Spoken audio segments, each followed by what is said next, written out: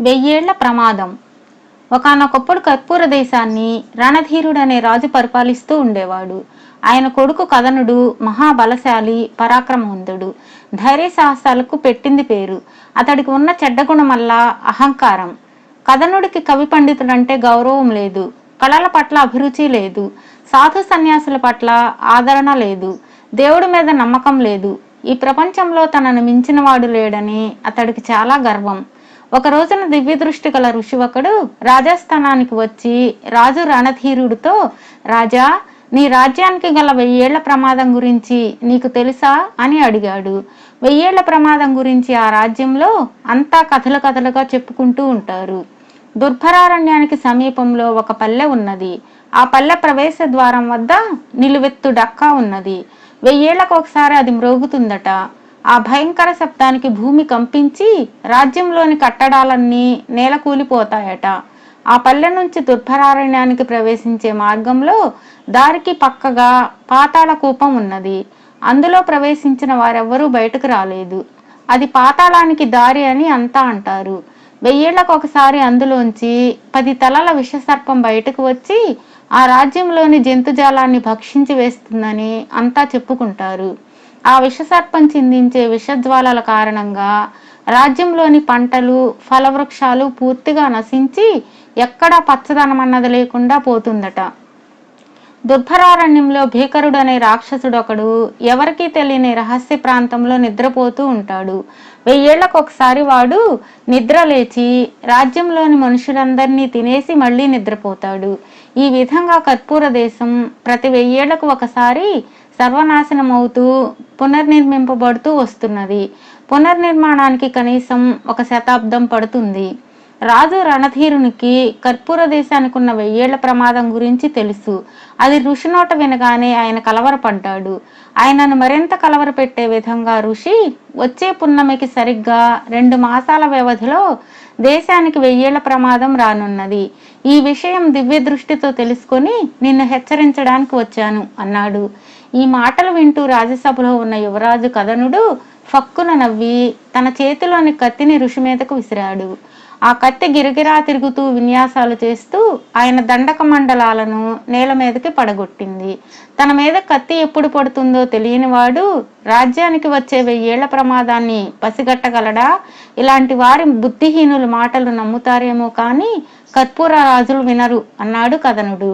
ఋషి చప్పున దండక మండలాలను అందుకుని, అహంకారపూరితుడైన రాజు వల్ల దేశానికి అనుక్షణం ప్రమాదమే. 1000 ఏళ్ల ప్రమాదంతో పాటు దీన్ని నివారించడం నా బాధ్యత. సరిగా ఈ రోజు నుంచి 4వ నాడు యువరాజును సవాలు చేసే మహావీరుడు ఒకడు వస్తాడు. అతడే ఈ దేశాన్ని అన్ని ప్రమాదాల నుంచి కాపాడుతాడు అని అక్కడి నుంచి వెళ్ళిపోయాడు.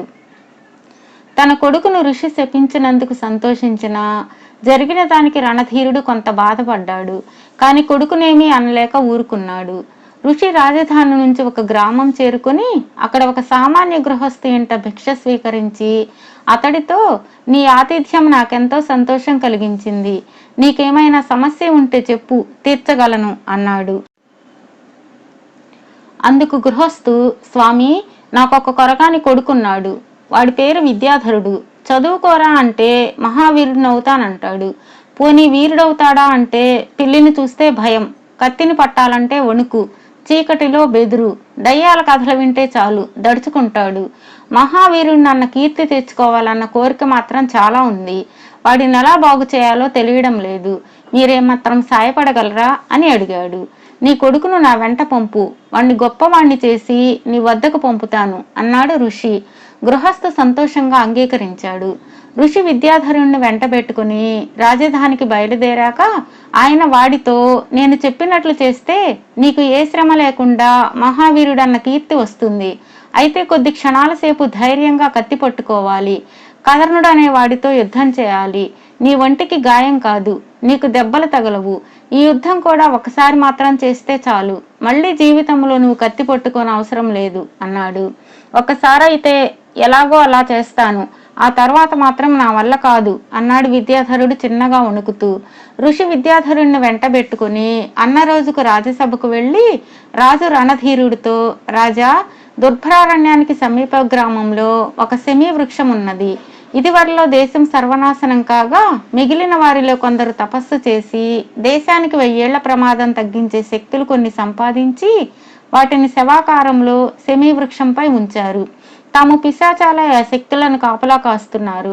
ఆ శక్తులను సంపాదించగల మహావీరుడు యువరాజు కథనుడేనని భావించాను. కానీ అహంకారంతో నన్నే అవమానించిన వాడికది సాధ్యం కాదు. అందుకే దేశమంతా వెతికి వెతికి ఈ వీరుణ్ణి తీసుకొచ్చాను. విద్యాధరుడనే పేరు గల ఇతడిప్పుడు కథనుడితో తలపడితే నెగ్గినవాడు దుర్భరారణ్యానికి ప్రయాణం కాగలడు, దేశానికి ప్రమాదం తప్పించగలడు. పోటీకి ఏర్పాటు చేయించండి అని చెప్పాడు. కథనుడు ముందుకు వచ్చాడు. ఋషి ఆదేశం ప్రకారం ఇద్దరికి ముఖావృతి నల్లటి ముసుగులు తొడగబడ్డాయి. కన్నులు కనిపించడానికి ముసుగులో 2 రంధ్రాలున్నాయి. ఇద్దరు ఒకే రకం దుస్తులు ధరించారు. పోటీ ప్రారంభమైన కొద్ది క్షణాల్లోనే ముగిసిపోయింది. వాళ్లల్లో ఒకడు కత్తిని జార విడిచి నేల కూలాడు. అందరూ యువరాజు కథనుడే నెగ్గాడని భావించారు. కానీ ముసుగు తీయగానే గెలిచిన వాడు విద్యాధరుడని అర్థమైంది. అందరూ ఆశ్చర్యపడ్డారు. ఆ వెంటనే విద్యాధరుడి పేరిట జయ జయధ్వానాలు మిన్నుముట్టాయి. అప్పుడు ఋషి వారిద్దరిని ఏకాంతానికి తీసుకువెళ్ళి, నా మహిమ వల్ల మీ ఇద్దరి రూపాలు తారుమారయ్యాయి. కథనుడు విద్యాధరుడయ్యాడు, విద్యాధరుడు కథనుడయ్యాడు. ఈ రహస్యం మీరు చెప్పాలన్నా బయటకు చెప్పలేరు. విద్యాధరుడు కథనుడుగా ఉండాలనుకున్నంత కాలం కథనుడు విద్యాధరుడు రూపంలోనే ఉండక తప్పదు. ఆ రూపంలోనే కథనుడు సెమీ వృక్షం నుంచి శక్తులను సాధించి కంచుటక్కను, విషసర్పాన్ని, రాక్షసుణ్ణి శాశ్వతంగా నాశనం చేయవలసి ఉంటుంది అని చెప్పాడు. కథనుడి రూపంలో ఉన్న విద్యాధరుడు రాజాంతఃపురంలో స్థిరపడ్డాడు. రాజు వాడిని పిలిచి, ఈ ప్రపంచంలో ప్రతి మహావీరుడు అపజయాన్ని కూడా చెవిచూసి ఉన్నాడు. నీ ఓటమికి బాధపడకు, మళ్ళీ కత్తిని చేతపట్టి ధనుర్బాణాలు సంధించు. నీ పరాక్రమాన్ని లోకానికి నిరూపించు. ఒకడి చేతిలో ఓడానని ఇప్పుడు గతంలో నీ చేత ఓడిన మంత్రి కుమారుడు, సేనాధిపతి కుమారుడు నీ మీద కాలు దువ్వుతున్నారు. అందరినీ ఓడించి నీ పేరు నిలబెట్టుకో అని ప్రోత్సహించాడు. దీనికి విద్యాధరుడు అర్థంగా తల ఊపి, జయాపజయాలు దైవాధీనాలు. నా అపజయానికి కారణం ప్రత్యర్థి శక్తి కాదు, నా అహంకారం. నేనిప్పుడు అహంకారాన్ని జయించి ఆ తర్వాత ఇతరులను జయించదలుచుకున్నాను. కొంతకాలం పాటు నేను పండితుల వద్ద శాస్త్రాలు అభ్యసిస్తాను, పురాణ కథలు వింటాను, సాధు పొంగవులను గౌరవిస్తాను. ఒక మిత్రుణ్ణి నిత్యము వెంట ఉంచుకొని ఉల్లాసమైన కథలు చెప్పించుకుంటాను అన్నాడు. రాజు కొడుకులో వచ్చిన మార్పుకు చాలా సంతోషించాడు. విద్యాధరుడు రాజుకిలా చెప్పడానికి తగిన కారణం ఉంది. వాడికి ఇప్పటికీ కత్తి పట్టాలంటే భయం, ఒంటరిగా ఉండాలంటే భయం, చీకటంటే భయం. ఈ భయాల నుంచి తప్పించుకునేందుకు వాడు ఏర్పాట్లు చేసుకున్నాడు. ప్రతిరోజు భట్రాజులు కొందరు వచ్చి కథనుడి రూపంలో ఉన్న విద్యాధరుణ్ణి మహావీరుడంటూ పొగిడి వెళుతూ ఉండేవారు. అది విన్నప్పుడల్లా వాడు అసహనంగా కదిలేవాడు.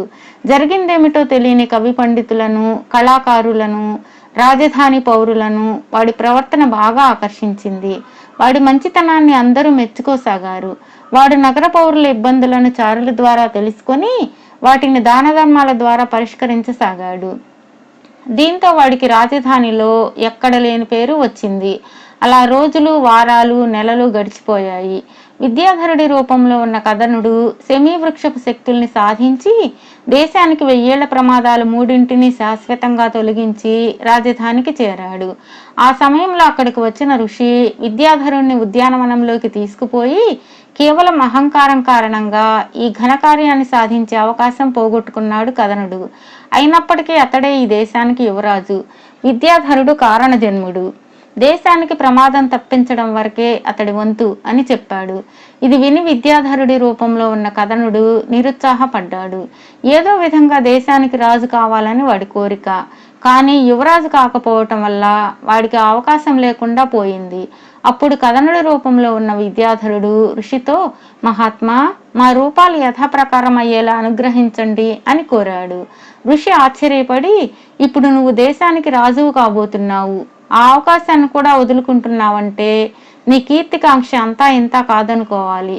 ఇప్పుడు విద్యాధరుడికి దేశమంతటా కీర్తి ప్రతిష్టలు ఉన్నాయి, అందుకనే నువ్వు వాటిని అనుభవించాలనుకుంటున్నావు, అవునా అని ప్రశ్నించాడు. దానికి విద్యాధరుడు వినయంగా, ప్రతిరోజు నన్ను రాజాశ్రితులు మహావీరుడు అని పొగుడుతున్నారు, నాకు అది తృప్తినివ్వడం లేదు. నేను సాధించిన దానికి నాకు లేని దానికి లభించే పొగడ్తలు నాకు తృప్తినివ్వవని తెలుసుకున్నాను. అయితే కథనుడి రూపంలో నేను ప్రజలకు ఎన్నో మేళ్లు చేశాను. వాటి వల్ల కథనుడి పేరు లభించిన కీర్తి నాకెంతో సంతోషాన్ని కలిగించాయి. కానీ ఆ మంచి పేరు నా పేరుకే వచ్చేలా కృషి చేయాలని నా కోరిక. అందుకే మా రూపాలు పూర్వంలా మార్చుకునే తమను కోరాను అన్నాడు. ఇది విని ఋషి తృప్తిగా నవ్వి, సరే, ఒకే దెబ్బతో కథనుడి అహంకారం తొలగిపోయింది, నీ కొరగానితనం నశించింది. మున్ముందు కథనుడు నీకే ఆపద తలపెట్టినా మీ ఇద్దరు రూపాలు మళ్ళీ తారుమారవుతాయి. కాబట్టి ఇది హెచ్చరికగా తీసుకుని మీరిరువురు కలకాలం సుఖంగా ఉండండి అని ఎవరి రూపాలు వారికిచ్చి ఋషి వెళ్ళిపోయాడు. అంతులేని ధన కనక వస్తు వాహనాలతో పాటు మంచి బుద్ధిని సంపాదించిన విద్యాధరుడు, మహాపరాక్రమవంతుడై అహంకారాన్ని విడిచిపెట్టిన కథనుడు తమ తల్లిదండ్రులకు ఎంతో ఆనందాన్ని కలిగించారు.